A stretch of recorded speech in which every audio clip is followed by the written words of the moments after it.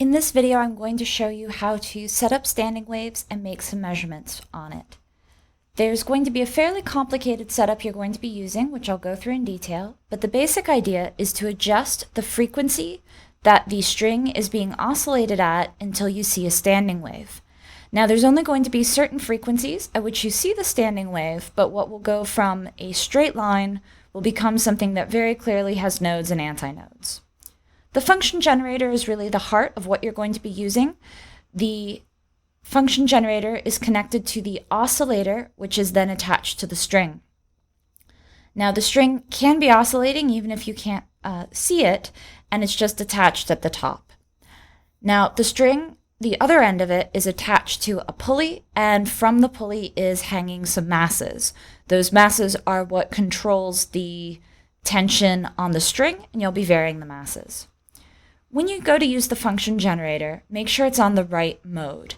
Even if it's on the wrong mode, you still might get a standing wave, but it's going to be easier to understand if it's on the right mode, which is the sine wave, which is the button to the right.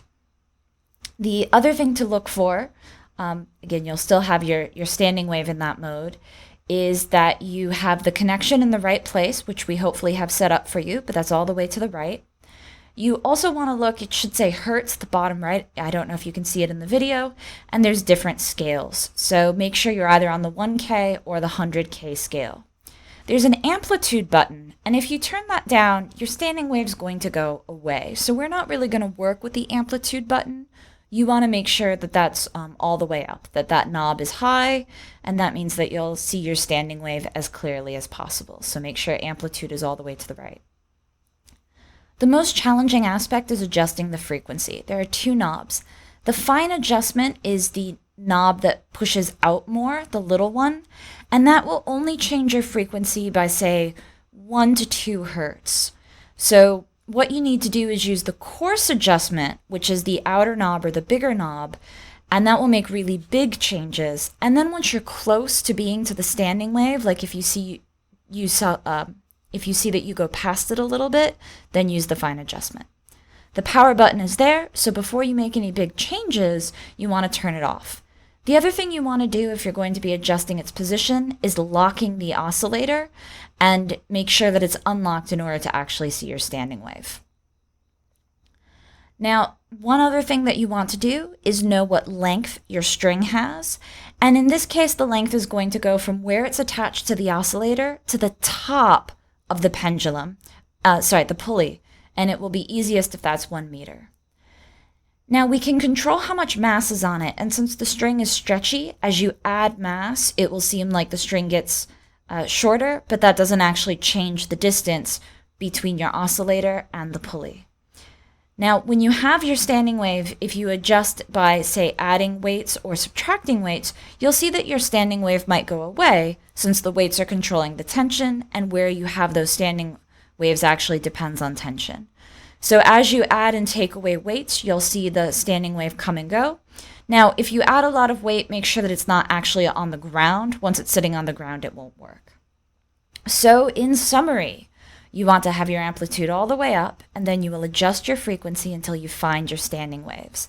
Now clearly you can see your nodes and your antinodes. The nodes are the positions where you don't have any motion. The antinodes are where you have maxes and mins. And it actually will look more or less like this to your naked eye. It isn't just like this in the video.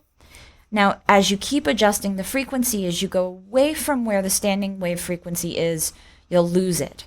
Now, once you have it, you want to understand what mode you have by counting the nodes and antinodes. Now, in the video, you can't see the entire length of the string to know how many nodes and antinodes are, but you can find different frequencies where you have different numbers of nodes and antinodes.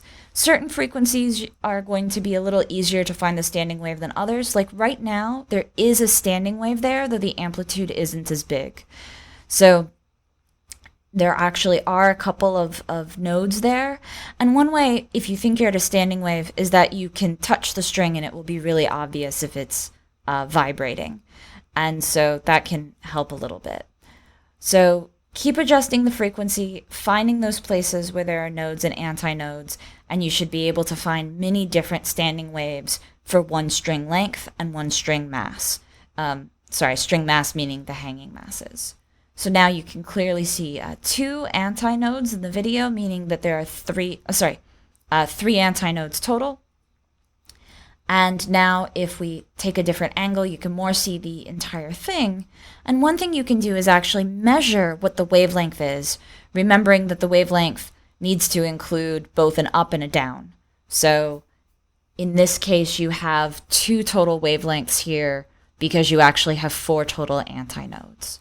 So if you wanted to measure it, basically you would go from the left side, go past the first node, over 2 antinodes, and to the second node is what you would measure for your wavelength there.